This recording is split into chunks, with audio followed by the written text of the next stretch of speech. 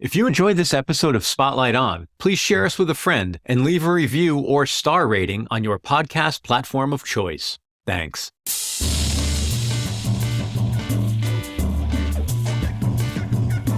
Hello and welcome to Spotlight On, the podcast featuring musicians, writers, innovators, and ideas shaping media, entertainment, and culture. I'm your host, Lawrence Purrier. Today, the spotlight shines on Stephen Shaw and Jonathan Linden, who together run Round Room Live. From Broadway blockbusters to kids' favorite TV characters coming to life on stage, Round Room Live has become a powerhouse in family entertainment.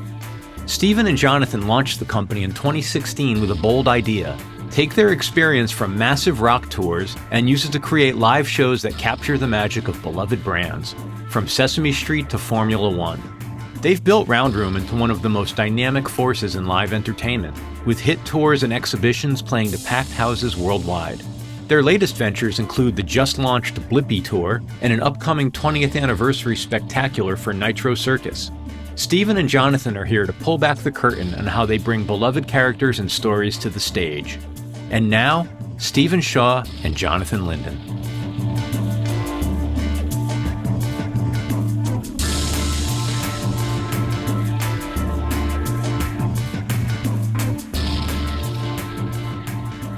Want to jump in and then we'll catch up after? We'll do the formal part? Yes, good. Let's start easy. What's the name of the company mean? What is a round room? Because every time I say it in my head, I think, is that like a rubber room?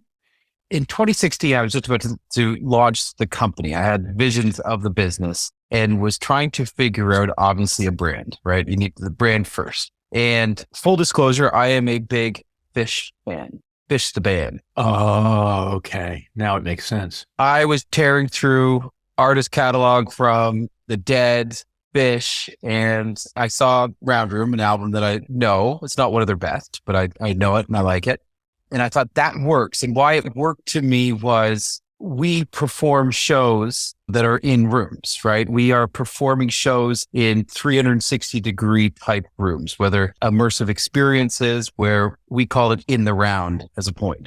And so the names fit the vertical and the project mandate that we were getting into, and it felt like it all worked. And so I went with it. All right. I'm curious about the sort of market opportunity you guys saw. And does the market opportunity exist because the larger sort of vertically integrated players in your space or in the live entertainment space, they've kind of seeded family entertainment and IP? Like, what were you seeing that made you think this was worth jumping into?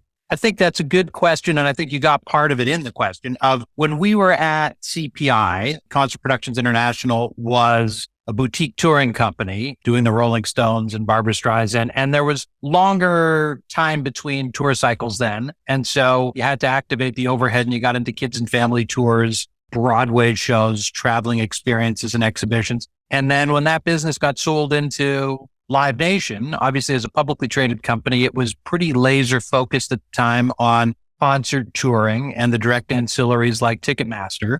And some of these other elements didn't make sense to them. And so it was a great opportunity. AEG was developing and becoming bigger at the time. And so on straight concert tours, it was really large promoters, large companies butting heads and driving down the prices, where we saw the opportunity in all of this other ticketed entertainment that had historically been sort of a little bit of a sleepy spot, where we thought that's an exciting area. And we, based on the stuff that we had done as part of CPI, we liked it. When I think about the music space as different from where you guys are operating, whether it's on the promotion side or whether it's on the ticketing side, my sort of view of the world, right or wrong, is that it's really hard to enter that space or to compete at like a scaled level if you're not going to have vertical integration between the promotion and the ticketing, as well as other ancillaries, at least participation in other ancillaries. It seems to be that's different in family entertainment and IP and exhibition. Do you see a world where that might not be different? Like, is vertical integration interesting to you? I think for us, we are trying our best to control and manage every aspect of everything we're doing, in terms of we do all the producing in-house. We have a marketing team and we work with ticketing platforms and providers that we have long-standing relationships with. But we understand the realities of the current industry, and that if we want to tour one of our kids' IPs or even our full kids division, we're going into venues, attaching promoters to those venues and to those presentations of that show.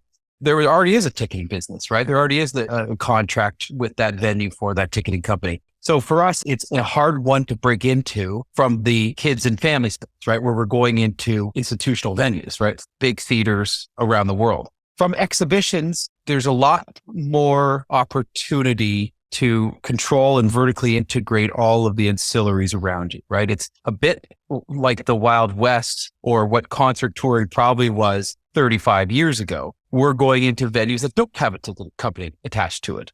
There are that many players that are willing to stand up and say, hey, I want to promote this exhibition, this experience in this market. Now, every day there becomes more, and every day more people are getting involved in the space because it's growing and it's big time and the business is great and can be very strong and lucrative. But for us, I think our focus has primarily been, let's create the best events. Let's deliver it to the market in volume. And let's figure out how to globally distribute all of our content. Yeah. Along those lines, I remember 15, 20 years ago when we were working together looking at the exhibition business and specifically looking at spaces. So, we'd have an opportunity with a new property and we'd know the property needed to be in New York for X amount of time. I can remember very clearly going with colleagues of ours and just scouting locations and looking at places. Yeah. So it's always stuck with me how interesting it is to look at non-traditional space, whether it's a warehouse or a loft or whatever it is. I use this story a lot. Years later when I worked at Amazon, part of what I was doing was I was looking for non-traditional venue space to put on events. And it really activated in me this idea that everywhere could be a venue. Like once I started to go visit other cities and look around, it's like, oh, that would be really interesting to do. You could stage something really amazing there. Or it was very sort of exciting to open up the idea of what a venue could be. So with that sort of long-winded preamble, I'm curious, as the exhibition space has evolved, are you finding that you are going into purpose-built or pre-existing exhibition spaces, or is there still an interest and an opportunity to just go scout and find places that are non-intuitively or not really existing venues? And do you have a preference? How do you think about venue in the exhibition space in particular when you're going in and setting up camp for a while? It's evolved a little bit, is the quick answer, that there are some established venues, and our F1 exhibition, for example, is in the Excel Center in London, which has had similarly situated projects and has been set up like that. So there are some that have stepped up to the moment and created a venue, but we're still doing a lot of looking at venues, and particularly through the pandemic period where buildings changed their purpose and people who were going to have a gigantic celebrity chef restaurant sort of come and say, this isn't coming to be. Could you turn this into something? Yeah. It's interesting the way you frame it, because the opportunity can be exciting sometimes when people call you with a unique opportunity and you get to go see it. The flip side is, with some success of some of these types of projects, you get a lot of calls from people who have a drippy basement somewhere that they think can be turned into a exciting space. And I think one of the benefits that we have is we've learned some of the hard lessons of coming in and out of these types of spaces and figuring out how you load in and out, where's the bathroom going to be, where's the merchandise area going to be. And when it's not pre-established as it is in an arena or a theater, you have to figure it out. And I think we've been able to do that efficiently in a lot of places. And we still get calls from people who are somewhat quasi-competitive, where they say, we've come up with a show that's selling some tickets and gaining some traction, but we have no idea where to take this next or what it means to tour something like this. And so it's, it's a benefit for us that we've been in this space for quite a while. And I also think that this experiential world has grown so significantly over the last 20 years that every day there's more and more venues that are being sort of purpose-built for this space. As Jonathan rightly points out, all of the infrastructure is such a benefit to us. But the fact that they've had some of these venues like Excel in London have had other shows, the marketing side becomes a lot easier. You're not sending people down to an address at the corner of Mercer and Broadway and Soho. You're sending people to the large conference or exhibition space that they've seen these three other shows previously and say, I know where to park, I know where I'm going to get my beer before, and I know what I'm going to go see. Yeah, it's interesting that you say that. When I was working on the Bowie 75 pop-ups, we sort of had a very similar experience in that the places were spiritually connected to him. One was in the neighborhood he lived in, New York, and the other was the very location where they shot the Ziggy Stardust album cover. Yeah. But they weren't known event places per se. So that had to become part of the story. Like, location had to become part of the story, as opposed to saying, this is a place you go anyway. This just happens to be the cool thing that's going on there right now. Yeah. Even to the point of like telling people how to get there. Yeah. It wasn't obvious how to find the place. And so I could imagine that, as exciting as a blank canvas of a new, never before seen spot is, whether it's building the physical plant or just educating the audience, I'm like, it's actually going to be good. Just go there. It's different when you have a place that's a known quantity. Yeah, we did that with the Rolling Stones exhibition in New York City, a show called Exhibitionism. It was in the most spectacular venue, right? Like a big, beautiful warehouse, open, vast. It was 20,000 square feet, and it was an old art studio gallery, right? But it was tucked south of meatpacking, and every advertisement that we had to give directions on every ad mat in every post. And we just saw the challenges of, oh, you found a great space, but man, people don't know where it is. And so you gotta give them subway routes and what to say to the Uber and all that. Yeah. That's a common question I find a lot of people. You explain it to them and you tell them how cool it is. And they're like, is there an obvious place for that Uber to let you off? Yeah. What was the first show you guys did under the Round Room umbrella? It was the Stones. It was Exhibitionism. Oh, really? So you started small. Yeah. Well, listen, this is the fortuitous bounces that you need when starting a business. And I remember I was up in Canada after I had left my previous job and was sort of mapping out what I want to do, plans, getting everything organized from a corporate legal perspective. And I got a call from a company called TEG, Ticket Tech Entertainment Group in Australia. And they had invested in the Rolling Stones show that launched the Saatchi Gallery in the summer of 2016. So they said, listen, we've just launched this show. We have great creative. We worked with the band. It's a fantastic show. We have no idea what we're doing. We have no idea how to operate it. And we have no idea how to control crowds and flow and ticket and all this stuff. Can you come and have a look at it and see it? And we want to bring it to North America. So I went on a plane, went to London, saw the show, went from London down to Sydney to meet with the producers and the investor group. And on the way back, I mapped out my scope or rounder scope of work for the production and told them what we could do. And by the time I landed, they'd already accepted it. We moved forward right away. And the show launched mid-September. This was August when I flew down there. Went on sale in mid-September. It opened in November, just after the 2016 presidential election. And we were up and running. And it was the best thing for Round Room at the time, because part of the deal that we structured with them was we will reduce our fees as long as we can have Round Room on everything. Right? Every press release, every ad mat, every marketing materials, we have to have pushed this and have Round Room. And they said, that's great for us, right? Because they didn't have a known brand that they were pushing. Obviously, TG was the money behind it, but they weren't the producing company. That allowed us to sort of get into the space. Like, our goals were kids and family and exhibitions and experiences. Those were the two, as Jonathan pointed out, sleepy industries, sleepy sectors, areas of entertainment that we said, listen, we can make this great. We can really put high production value and make this great. And that one just fell into our laps. And we were like, this is absolutely fantastic. We got it done. We did a great job. The show was phenomenal. We were really proud of it. That was the kickoff point, the launching point. I want to dive into the exhibition business a little bit, but I'm going to come back to that a little later in the conversation. I want to ask you about working with these intellectual property brands. I'm really interested in two aspects of it. One is the creative and the development process for a show or for one of your products. And the other is sort of a subset of that, which is like maintaining the integrity of the brand's voice. Where do you come in the development process? I fully accept that it depends, or that there's a spectrum. Are you getting a phone call? Are you pitching somebody? And then when you first talk with them, where are you in the process? Is it just there's a brand manager somewhere that says, we think we should be in the live space, come tell us how to do it? Like, where do you guys plug in to the IP? I can start that. I mean, I think it's when you say it depends. At the beginning, obviously, you don't have any shows, and so you're trying to get in the room and you're trying to explain what you can do, because there is a barrier to entry that these brands, and as you rightly point out, their IP, they're really valuable. They're iconic IP, right? We had Entertainment One was bought by Hasbro for $4 billion, and I think most people would say the vast majority of that was Peppa Pig.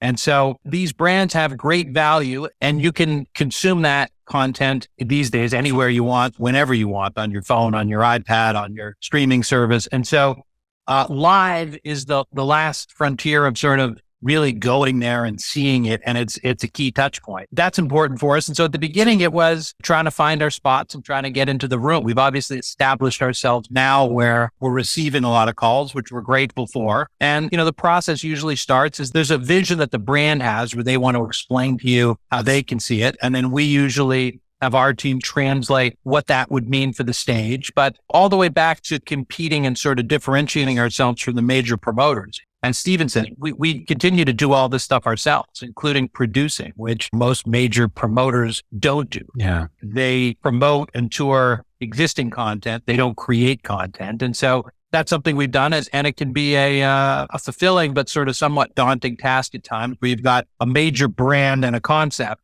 and you've got to translate that to something that goes on the stage with the discerning audience of young children who are need to be engaged and delighted, and at times aren't shy to tell you what they like and don't like. Yeah, it's a great question because it's such a priority for how we operate that side of the business, which is we worked very closely with the IP owners, right? We have been taking a very collaborative approach. We will have our creative team, whether it's writers, directors, choreographers, any set, scenic, design, music, work with their brand team, right? They get the data dump. They sit in the room. We draft out scripts and creative concepts, and we're sharing it with them. It was never this, thank you for the license. We're going to go off and create a show and hope you like it. It was, we wanted to create authentic experiences. Like everything that we were producing needed to be incredibly accurate because, as you pointed out, you're going to get called out on it if you screw up, right? So from our side, that was always an approach we took. It worked from the first show that we ever did, which was PJ Masks with E1. And it's worked with every piece of IP that we've produced a live theatrical stage show for. What are the rights you're acquiring in your deals? In other words, if you do all this production and creative work, let's say, a new song gets written, who owns the song? I mean, the rights we're getting are usually live stage rights, and we usually have them for a period of time. And then often in these deals, if you meet a certain success threshold, you can extend. That gives us a bit of an opportunity that if we do it right, we're going to have an opportunity to continue with the product. The IP owner owns the content generally, right? Because they own the IP, and so it's theirs, and we're the licensee. As far as all the ancillaries like music, and if you do a screen capture and do sort of a video or a tour production type of an approach, it's usually a collaboration that they're happy to do it with you. But to some degree, that depends on the licensor, because some of them have their own music area and some of them are happy to explore it with you, but it usually depends on the IP, how you can best structure it. I'm curious if you could maybe compare and contrast, say, the break-even economics of a family entertainment tour against, say, a concert tour. Is it a similar model financially and playbook? Like, you have to play X amount of cities and then you're in the black? Or like, how do you think about your upfront and your break-even and your show run? Yeah, obviously the sort of general form of a P&L looks similar to a concert tour, right? There's no artist guarantees, but there's IP licenses and you're paying a royalty and sometimes you're paying an annualized minimum guarantee to them. But from a show perspective, listen, we understand what the market looks like. We understand what ticket sales are going to be. We understand how much yield per attendee we can generate. And so we sort of take that as the first piece of information to then say, okay, here's what we think the show could cost to build. And what we've done differently is we've been very efficient with our costing and how we've built shows to make them more tourable, to then create efficiencies on the operating side, right? So shows were built ginormous and they would take 6 to 8 hours to load in. And the local promoter would be waving his hand saying the labor bill's getting too high. We've done a very good job of creating shows that all the promoters can then make money from. And that was the ticket to success for us. Because if you could have, let's call it, you spend X amount of dollars on your CapEx, but know that every show that you're going to go into, not only are we going to make money, the licensor will make money, but that promoter and the venue are going to make money. Then you create longevity, right? These brands, the amount of resources and time and money and, efforts they're putting into these brands, a lot of them have a good 3 to 5 year shelf life. So then if you're touring that entire time and making everybody money, it can just continue to tour. Right. Blippi, our sort of top kids show, has been on the road essentially since the day the doors opened after COVID and hasn't stopped. And that's because everyone's doing well with it. The audience is there, and we've created a sort of a P&L that everyone signs off on, is excited about, and can generate some good earnings. We'll be back with more Spotlight On right after this break. Hey, this is Michael, producer of Spotlight On. And I'm here to tell you about a project Lawrence and I have been working on. It's called The Tone Arm, and it's an online magazine devoted to arts, music, culture, and people who make cool stuff. Those people are mostly musicians, but they're also artists, entrepreneurs in the arts, writers, and anyone else making our world a better and more interesting place to live in. You'll find expanded articles on our podcast guests, inspiring interviews with creative folks talking about their craft, fascinating perspective pieces from our team of writers, and the latest news and releases from the artists and musicians in our orbit. We're so proud of The Tone Arm, and we can't wait for you to check it out. It's thetonearm.com. And while you're there, become a free member of The Tone Arm and add us to your RSS reader. There's lots to come. That's thetonearm.com. The Tone Arm, putting a needle on the cultural wax. And now, back to Spotlight On. Do you find that you're educating your IP rights holder partners on the dynamics of the live business? Like, do you have to explain to them, like, here are the stakeholders on a tour, or even at the event level, here are the stakeholders. Here's what we have to leave on the table for everyone, or here's how we have to structure this thing. Otherwise, it's no more than a good idea on a piece of paper. Like, if it doesn't function this way financially, because it's not just about us as your touring partner and you as the rights holder, like, there's other folks here that need to dip their beaks. So are you providing that educational role? I think for sure. And as we've become more established, we have greater ability to sort of have those conversations with the IP partners. When you're in the early days, you have to try to cater to them to the best of your ability. And as you have more established position in the market, we could push a little bit. And with some of them, as Stephen says, something like Blippi, which has been around for a while, there's more of a relationship over time. But inevitably, there are times where they think it needs to be a certain length. The common one is they think it needs to be a certain capitalization. Like, if it's not several $1 million, is it really going to be exciting? And you have to explain that there's efficiencies and ways of presenting it in a dynamic way. It's not a matter of how much money's on stage. It's a matter of how it's presented and how it's done. But inevitably we have to explain that the venues are only of certain size and scope. You can only get to so many markets at a time. And so there's inevitably an education process. We've been fortunate to have a few key partners that have been partners for years. And so they come up the learning curve and they're partners with us and they understand it better. And it's the ingredients for greater success together. But then there's some licensors that we know it's going to be impossible to deal with. We know that their brand teams will say that the approval process will take months, and we just now don't deal with them because we know that we could not create a show that fits within our budgets for what their desires are. And so it's sort of like non-start. Yeah, I talked to somebody a while ago who I used to work with, and she came from the licensing world in terms of merchandise and brand licensing in that world. I had made the comment ignorantly that at least the characters don't talk back. And she said, well, it's not the case, because especially when the creator of the character is still part of the team and has very specific ideas about what the IP should appear on, shouldn't appear on. And it's often just as difficult as dealing with an artist or a band and not wanting the character to appear in certain contexts. And ultimately, you defer to them either because you have to contractually or because they know something about the essence of the brand that's right. And so sometimes a lot of money can get left on the table, but it may be in the service of the brand long term. Yeah, I think that's right. As I said from the start, we work so closely with every brand to create authentic, accurate depictions of the animated TV series on stage.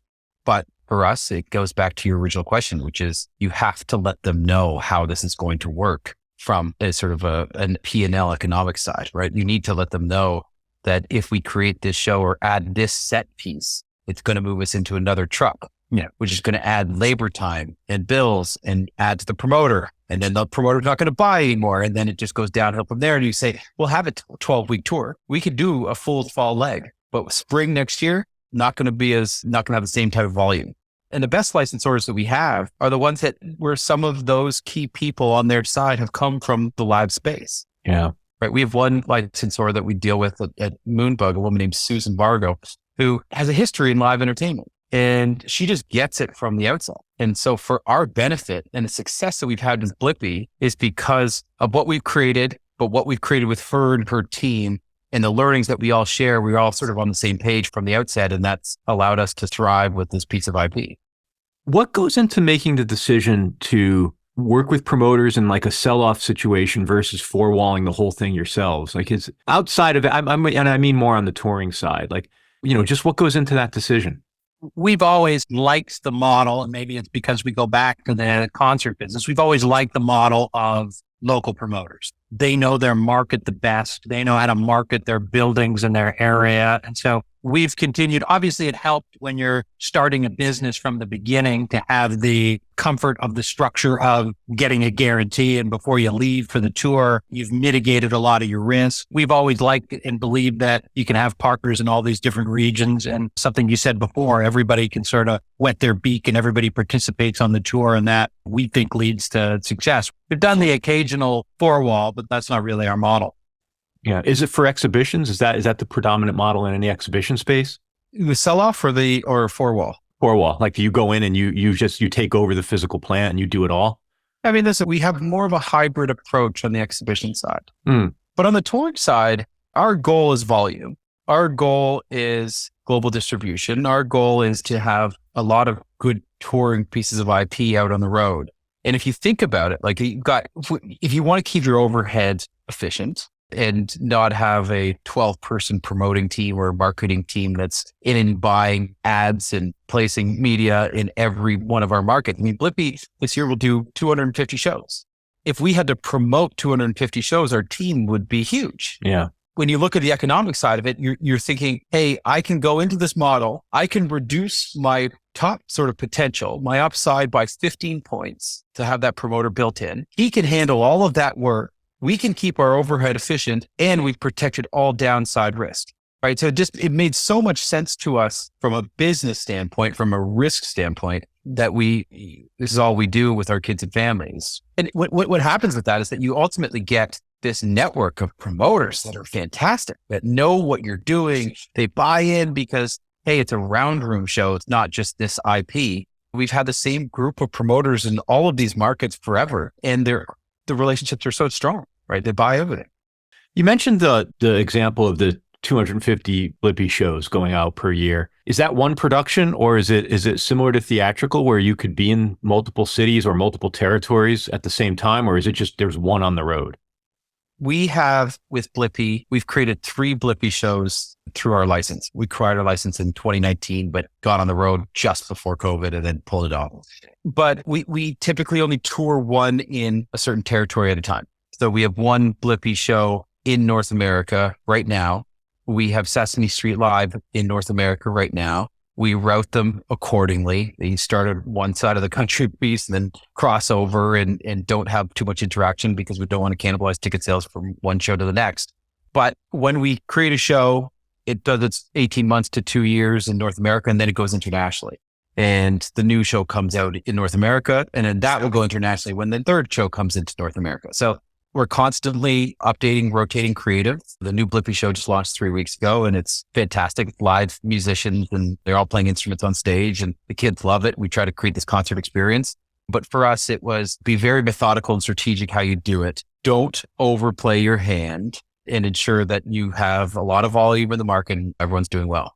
And one of the benefits that we caught just in the evolution, which you'll probably remember from when we worked together, is when you'd have a popular brand in North America many years ago, and you wanted to take it other places, you had to do a bunch of research and try to figure out in that territory of the world, what channel airs the brand and is it popular and what's the penetration and what are the TV numbers? All of these brands have come out of streaming services or YouTube, and there's just a realization that most of them are just sort of popular everywhere.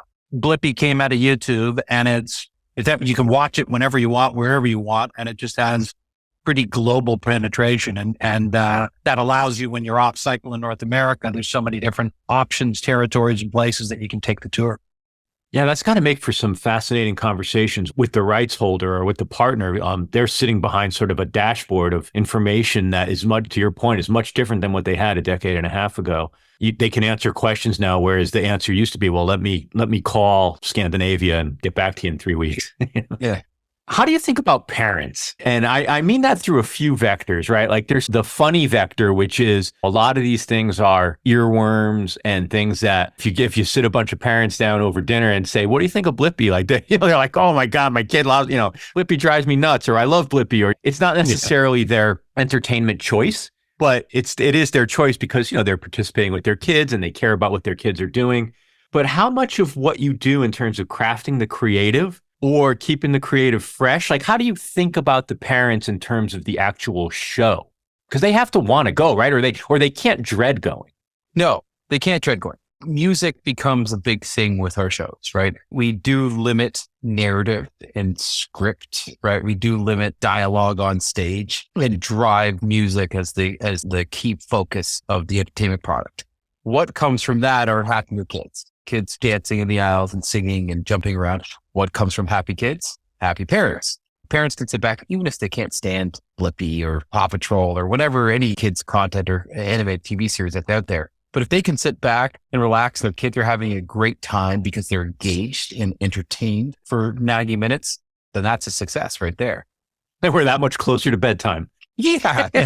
Yeah. How do you reach parents these days? I mean, you must have the same challenge that every other media and entertainment or even product marketer has at this point. You have a fragmented ecosystem. Digital and social is not everything it was cracked up to be. Can you take me through the anatomy of a marketing campaign, or at least talk to me a little bit about how are you turning those parents into ticket buyers? Yeah, listen, I think that I don't know exactly what you meant by it's not cracked up to what it was or what it is supposed to be on digital and social. That's a huge part of our marketing strategy, right? And every day, the allocation between out of home and digital becomes more lopsided. Digital marketing for us has been very effective. We work with the venues and promoters very closely, right? We've sold other types of events in this space to the same parents. And so past buyer lists are huge. Mommy blogs are huge. Facebook groups are big for us. And getting the word out that this is coming, because ultimately the parent has the final decision, right? A kid can pull on the pant leg of the parent and say, I want to go see Blippi, but they're not really going to know about it, right? Unless they see a big billboard in that market. It's the parent's got to see it's coming. And usually it's messaging comms from the venue or the promoter. We've sort of been successful at getting to them through digital means. Generally speaking, I mean, this is something that was sort of a surprise to me years ago working with a sports entertainment client, to find that regardless of whose butt's in the seats, it could be dad taking the kids, it could be the whole family going. Mom was really the one you wanted to access from a marketing point of view. Mom was a decision maker about what the family was going to do. Do you find that to still be the case, that you're trying to reach moms in particular? I think that's still the case. And I think we've been fortunate to have a number of successful tours where we can track and see who's coming and follow the trends. But the other thing is, obviously, with some of the popular brands, you have the kids, as Steven says, sort of pulling on the pant leg because they follow Blippi, they follow Sesame Street, they like Peppa Pig, and so they want to see it. And I think you also gain the benefit from a digital perspective. And I think we've all been through this of the weekends rolling around. You're not 100% sure what to do with the kids. They want to be entertained. And so you're looking around and Googling what to do in New York this weekend. And we still get a decent amount of walk up day of fans. Because I think particularly with young kids, you never know if they're going to change what brand. In the concert world, you can buy tickets 6 months, 9 months ahead of time. And with preschoolers, you don't know if they're into the same brands or if they're going to be stick or have t-ball practice or whatever else. And so you often wait until a little bit closer. And then as you get closer, there's a lot of times where we're gaining the benefit of the digital ecosystem being able to serve up in an attractive way what's happening in your market that weekend. I want to hear a little bit about the exhibition business, but I also want to hear a little bit about the role of technology and sort of the wow factor, and what are the pressures there on you and on your creative team, both to continue to provide those sort of surprise and delight moments in the course of a show, but also can you talk a little bit about, is tech just always a rising cost in terms of production, or are you seeing tech allowing you to do more exciting things at a more efficient cost? I'll start by saying that at our core, across every show, whether it's kids and family or exhibitions, we're doing the same thing, right? To tell a great story, to have a really exciting event, to have something that people are going to see and walking out and getting on their phones and they're texting their friends or posting a photo, or that's it, right? People walking away and saying, that was 2 thumbs up. I want to tell everyone I noticed that they should go see this. And so that's, creating authentic experiences, right? As it pertains to technology, obviously technology has allowed us to do a lot more. With our kids and family touring, we're going all this sort of big set pieces and big scenic pieces, and we tell this sort of scene by scene story through giant LED walls. In our exhibition, we're using projection mapping and AR technology and great video design and a lot of different elements that have allowed us to create really exciting experiences. But the rise of technology, has allowed us to do more with what we're producing for sure. It's a balance between what's cost effective, which will deliver what type of results. But however, for us, it's such a benefit that we're getting to the point where a lot of this type of sort of technology, as I said, massive LED panels, projection mapping, all of that AR technology, is because it's becoming bigger and bigger, there's better pricing. And so that's allowed us to keep our costs under control with what we're producing. But at the core, we don't start and say, hey, let's create some sort of advanced technological experience. At our core, we're saying, let's tell a great story and create a great narrative for our audience. I find the exhibition business so interesting because I forgot how you said it earlier, Stephen, but it's something like maybe it was a sleepy business or an overlooked business. I forgot how you referred to it, but I still have that perception. Like, I feel like there's a lot of exhibition-like things going on. I think even here, you can go to the Science Center, or you can go to, again, a repurposed armory or whatever it is. And there's all kinds of now VR things and lots of different, experiences like that going on. I can never get a real sense of like, how big is this business? It doesn't feel mainstreamed in the live entertainment business or in the entertainment landscape. Like, you still have to explain to people after you go to one of them, like, no, like I went to this one, it was a VR trip through the space station and it was really amazing, but the marketing didn't really convey very well what it was. And so as a result, you're almost relying on like, how do I get some people in the door and then get them out there talking about it? And I don't have a specific question beyond like, how do you think about the exhibition business? Is it an interesting business? Do you have to be careful about what you pick? Like, how do you guys approach the exhibition business? I think you always have to be careful what you pick, and you want to find things that are global and have wide appeal, and you can have as many opportunities as possible. We've had that with Formula One, obviously the Rolling Stones as well. There's so many different regions and territories of the world. And if you commit the capital and the time and energy to creating something, then it's going to have appeal in a variety of different territories and countries. And I think it's, as we said earlier, it was a little sleepy and underserved, but as more and more of them come along, and as we take shows into venues that have had similarly situated projects previously, there's more of a heightened awareness amongst consumers. And some of the shows that have come along that have been non-IP things like Color Factory or Museum of Ice Cream, or even Van Gogh, which was all screen-based, they contributed to the space by, some of them turned out to be a bit more time sensitive or a bit more of a fad, but it awakened consumers to go into a slightly unconventional space, walking around, paying a little higher average ticket price than you anticipated. And so I think it's certainly building, and we think it's scaling, where more and more people have an understanding. I went to the F1 exhibition. It was really amazing. The next thing that comes through, it's a similar venue. It's a similar type of footprint and experience. And so there's a heightened awareness amongst consumers of what they're getting. How do you think about that navigating that world when it comes to like a true IP based property versus something that's like public domain and protect. I mean, what happened in the Van Gogh space is just insane. Are you looking for branded properties that you can build a protective wall around? Yeah, we are. We like the IP business.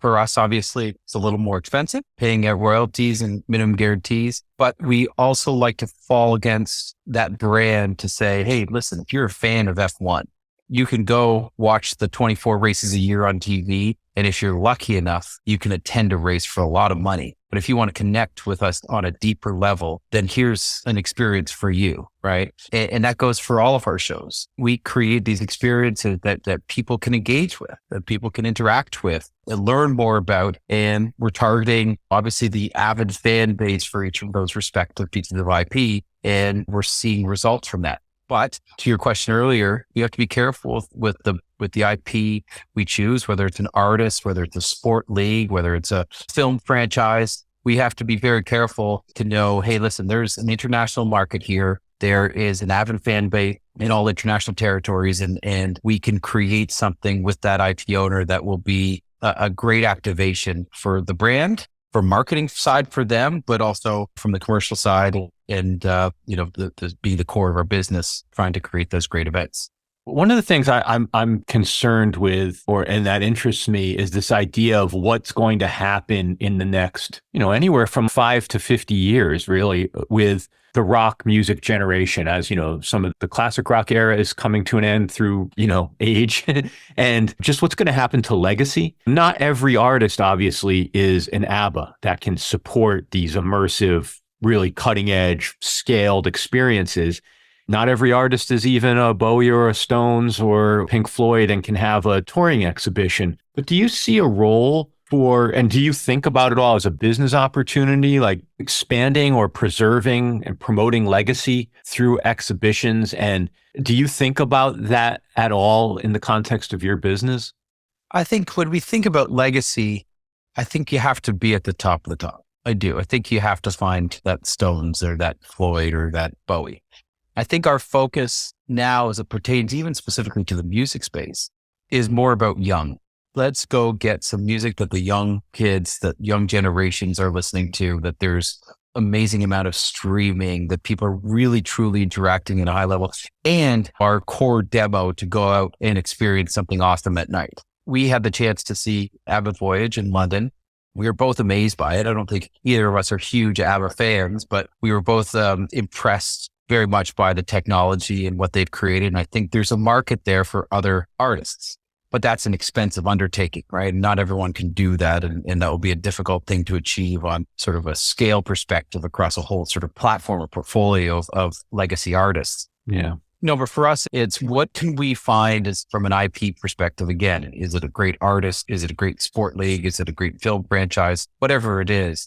And know that there's this underlying fan base that are just active and wanting to interact or learn more, see more, feel more, touch more. And when we feel like we've got both of those, we can create something that could also be scaled and distributed globally. That's when we sort of target that and say, hey, let's go get that piece of IP. All right, before I let you go, you mentioned you have the new Blippi production on the road. What's going to be out on the road, or do you think we'll be launching, say, between late Q4 into Q1 of next year? Yeah, so exhibitions, we've got Formula One running currently in London. That runs right through till March 2023. It's a phenomenal show, absolutely phenomenal. And it's getting great reviews and ticket sales are strong. And we're really excited about and proud of what we've created on that side. From a touring side, Blippi's on the road right now. It's going to run through North America right up till December 15th. We're doing a month in Canada on this tour, which is great because the Canadian audiences love it. Sesame Street Live is also on the road. That will run through till Christmas as well. Both touring products will take a break over the holidays and then go back out in mid Q1 for another spring tour for each of those shows. And then on November 3rd, we have Nitro Circus Live, the arena tour that launches. We're doing 30 dates in North America, all arenas. Sales are strong, and that will run, they'll run for sort of 5-6 weeks up until the Christmas period.